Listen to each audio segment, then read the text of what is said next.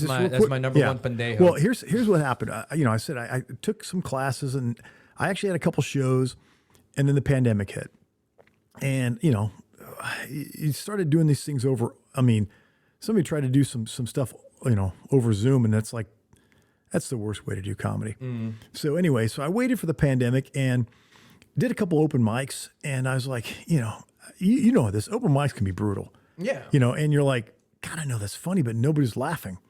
Only because, maybe it's not funny, but I've done enough, I've written enough stuff that I kind of know what I think is funny. But then I remember doing a couple and I was like, man, so I remember walking and I heard about George's open mic at Will Call. And this is like in August of last year. And I remember telling my wife, she says, you know what, I'm going to try, because I was like, do I want to do this? I mean, this is what I want to do, even though I felt I liked doing it. And I said, you know what, I'm going to try it one more time.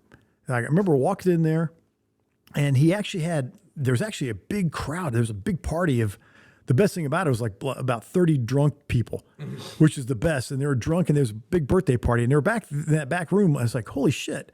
And I went like fifth or sixth. So I was up there early and the crowd was, and I really felt like, man, I got nothing but just the whole time.